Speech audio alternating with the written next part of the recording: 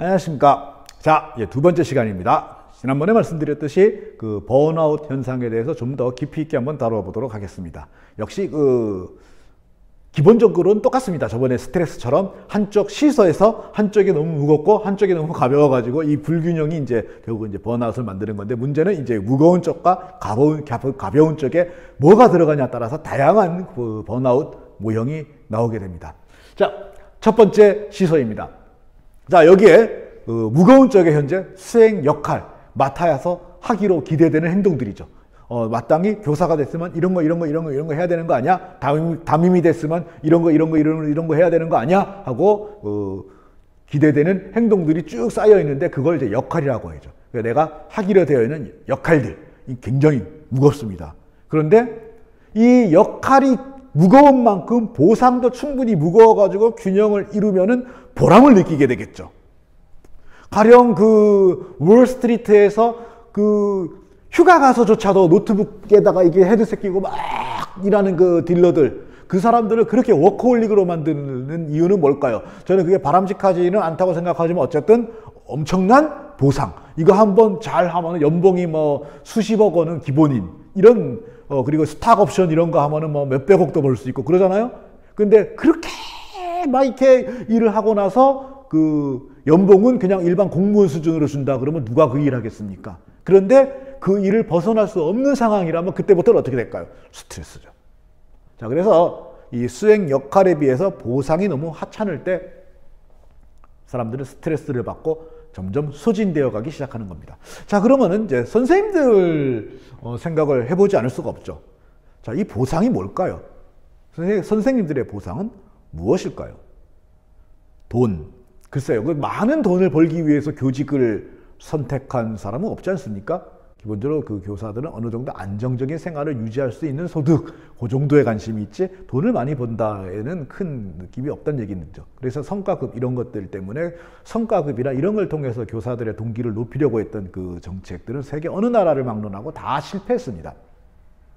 그러면 무엇이 보상일까요? 요즘에 이제 그런 느낌들을 봤는데, 선생님들은 기본적으로 그 자신의 어떤 지적인 성취에 대해서 인정받는 걸 굉장히 좋아합니다. 공부를 많이 하는 사람들이기 때문이죠. 그래서 어떤 성취에 대한 인정, 사회적인 인정, 이게 굉장히 중요하죠. 무엇보다도 그 교사 집단 내에서의 인정과 존중을 받는 거예요. 굉장히 큰 보상입니다. 그러나 교사의 가장 큰 보상은 어디서 올까요? 그렇죠. 학생들과의 관계 속에서 옵니다. 그래서 이 학생들과의 관계가 잘 유지되게 만드는 게 그 교사의 가장 큰 보상이고, 이거를 자꾸 끊어먹게 만드는 게 결국은 또 교사의 스트레스를 높여가지고 번아웃 시키게 만드는 거죠.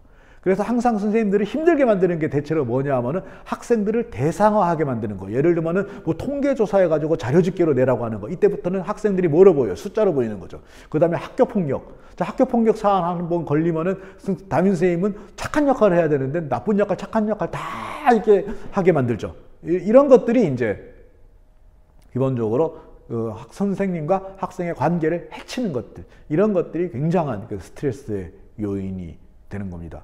더구나 우리 흔히 동그란 네모 그러잖아요.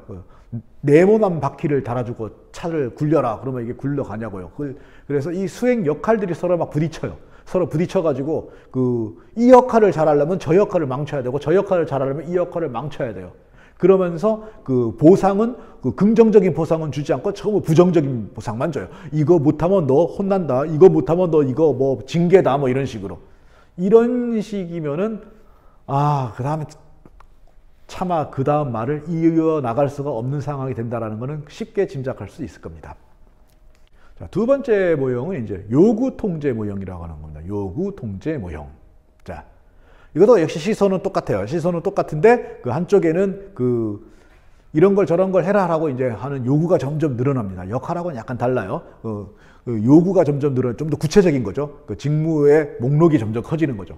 그런데 내가 실제로 이 직무에서 어떤 결정력을 가질 수 있는, 결정권을 가질 수 있는 통제력은 점점 줄어드는 겁니다. 그러니까 하라는 건 늘어나는데 내가 할 수 있는 통제력은 줄어들어요. 이렇게 되면 내가 뭐처럼 느껴지죠?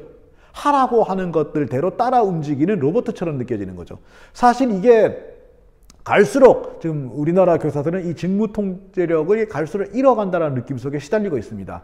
가령 20년 전만 해도 평가를 어떻게 해라를 교육청이 미주알 고주알 뭐 객관식은 선택형 문제는 몇 퍼센트 내고 뭐 서답형 문제는 몇 퍼센트 내고 그 중에 몇 퍼센트는 뭐 꼭 논술을 내야 되고 뭐 시험지에 무슨 양식은 이래야 되고 이런 거를 다 교육청이 정해준 적이 있나요? 그런 적 없죠. 어떤 선생님은 까짓 거면 100% 논술을 낼 수도 있고 선택형을 낼 수도 있고 단다식을 낼 수도 있고 그 시험지를 이렇게 워드로 칠 수도 있고 심지어 어떤 선생님은 이게 붓펜으로 써서 출제하기도 했어요. 근데 이런 등등의 이제 그 자율권은 다 사라졌죠. 수업도 그렇죠. 제가 처음에 발령받았을 때, 그 1992년인데, 그때만 해도 그냥 교과서 하나 달랑 던져놓으면 그다음부터 내가 알아서 하는 거예요. 처음에는 이게 맨땅에 헤딩이라는 느낌이 들긴 했지만 그 대신에 통제력은 어떤 거예요? 굉장히 전적으로 통제력을 갖고 있던 거죠. 근데 지금은 매 시간, 한 시간마다 적용되는 수많은 그 성취 기준들, 성취 수준들, 이런 것들로 가로로 세로로 아주 촘촘하게 짜여져 있습니다. 물론 그거대로 수업하기는 쉽지 않죠. 실제로 그거대로 수업하지는 않지만은 그냥 자기 나름대로 수업을 할지라도 문서상이라도 그거대로 수업하는 것처럼 써야 된다는 스트레스는 계속 받게 돼 있는 거죠. 생활기록부를 어떻게 쓰는지 이거 가지고 학부모가 민원 들어오고 교육청에서 점검하고 그런 적이 있나요? 그런 적 없죠. 갈수록 통제력은 떨어지고 있습니다. 그런데 요구 조건은 점점 많아지고 있죠. 이러면 생활기록부 작성 요령의 페이지는 점점 두꺼워지고 생활기록부에 넣어야 되는 내용도 점점 많아지고 시험 문제 한번 출제하려면 지켜야 될 그 요령들도 점점 많아지고 말이죠. 점점 직무 요구도 많아지고 그동안 교사의 업무가 아니었던 새로운 업무들도 막 추가되죠. 돌봄이라든지 복지라든지 뭐 그다음에 뭐 갑자기 이제 뭐 콜센터 직원도 해야 되고 무슨 그 컴퓨터 뭐 애프터 서비스 직원도 해야 되고 막 난리도 아닙니다. 그러면서 번아웃으로 갈 수밖에 없죠. 그런데 이러한 전체적인 이제 시스템의 문제를 생각하지 않고 학생들에 대한 통제력이 자꾸 줄어든다라고 느끼는 거에만 자꾸 집중하는 그런 분들이 있습니다. 그래가지고 이 교사의 직무 통제력이 점점 줄어들어가지고 우리를 번아웃 시키는 이유가 학생 인권 때문이다. 이렇게 얘기하는 경우가 생기는데 이거는 너무 이렇게 기울어진 시소에 허덕거리다가 잠깐 판단력을 약간 잃어버린 그런 거라고 생각합니다. 요건 이제 나중에 다른 기회에서 말씀을 드리도록 하겠습니다. 자, 이제 세 번째 시소입니다. 이번에도 이제 그 직무 요구가 이쪽에 들어간 건 마찬가지인데, 이쪽에 이제 뭐가 들어갔냐면 직무 자원. 그러니까 요구하는 건 이렇게 많은데 내가 써먹을 수 있는 자원이 별로 없어. 이게 바로 맨 땅의 헤딩이죠. 이번에 그 온라인 계약을 할 때 교육부 장관께서 대한민국 교사의 전문성을 믿는다 이렇게 말씀하셨잖아요. 그냥 믿기만 하는 거죠. 거의 전적인 요구를 한 거죠. 전적인 요구와 신뢰를 보내줬는데 문제는 동원할 수 있는 자원이 별로 없어. 그러면은 자원이 별로 없으면은 그 요구의 대부분을 성취하지 못하겠죠. 이걸 성취하지 못하면은 우리나라 선생님들은 안타깝게도 이게 다 자기 책임이라고 생각하는 거예요. 예를 들면 EBS 서버가 부족해가지고 아이들이 접속을 못해가지고 온라인 수업을 못하는데 그것도 내가 미안하고, 구글 클래스룸 같은 프로그램은 그 초등학생이나 중학교 1학년이 사용하기엔 조금 복잡하고 어려워가지고 애들이 제대로 접속을 못하고 과제를 못 내가지고 자꾸 결석이 쌓이는데 그것도 내가 미안하고, 점점 이게 쌓이는 거죠. 자, 그러면 어떤 자원이 필요할까요? 자원에 두 가지 차원이 있습니다. 첫 번째 차원입니다. 우선 내가 열심히 일을 할 때 생계가 허덕거리면 안 되겠죠. 그래서 임금 수준과 고용 안정성, 이거 굉장히 중요한 자원입니다. 굉장히 중요한 자원이고 이거는 세계 어느 나라나 다 알고 있는 부분이에요. 우리나라 특히 이거는 굉장히 훌륭하죠. 우리나라 그 교사가 세계 어느 나라보다도 더 이렇게 그 상위권 엘리트층에서 충원되는 이유 중, 그들을 이렇게 끌어들이는 이유 하나도 어쨌든 이 두 부분에서 다른 나라보다 탁월함이 있기 때문입니다.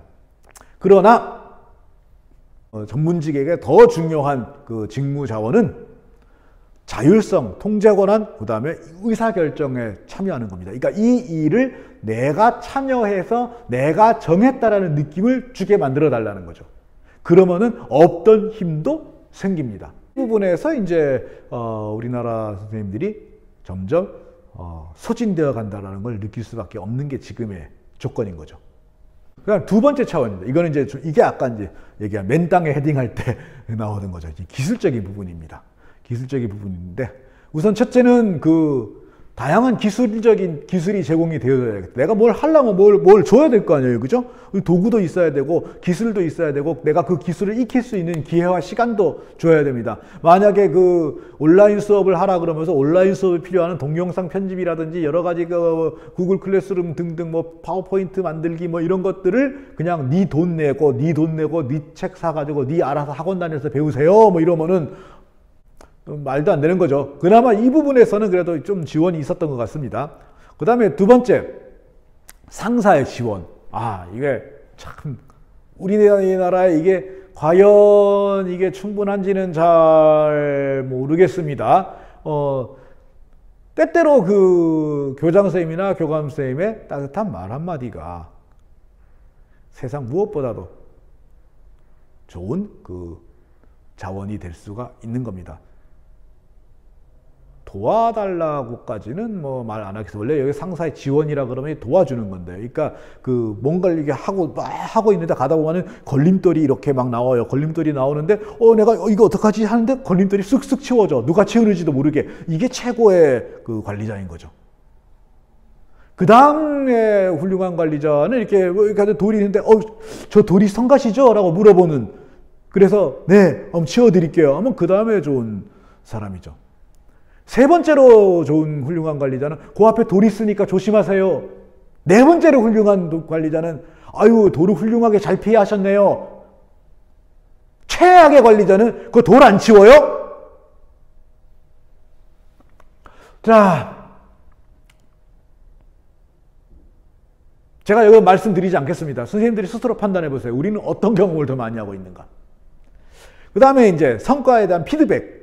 내가 직무 요구를 잔뜩 했어. 그러면은 내가 이 직무를 수행하는 과정에서 뭔가 이렇게 잘하면 잘한다. 요건 고쳐라. 이런 것들이 바로바로 나와줘야 되죠. 그게 정확하게 나와줘야 내가 방향을 제대로 잡고, 막 그래야 되는데, 성과 피드백이 아니라 지시사항만 많아요. 이러면은 길을 잃게 되죠. 길을 잃게 되고, 내가 지금 잘하고 있는 건지 못하고 있는 건지 판단할 수가 없어요. 이 부분에 대해서도 선생님들이 느끼는 바가 있을 겁니다. 저는 말하지 않겠습니다. 그 다음에 이제 협력적 팀 분위기. 이거는 복불복이네요. 운이 좋으면은 여기서 많은 자원을 얻을 수가 있고, 운이 없으면은 이것 때문에 이번 학교는 망했다. 5년을 어떻게 견디나 이렇게 될 수도 있고. 어쨌든 이런 것들이 전부 번아웃에 큰 영향을 준다라고 하는 겁니다. 여러분들은 어떤 차원에서 번아웃을 느낍니까? 한번 곰곰이 자신의 상태를 점검해보고 나는 어떤 부분에서 좀 힘든 부분이 있는지를 같이 생각해 보도록 합시다. 오늘은 여기까지 말씀드리겠습니다.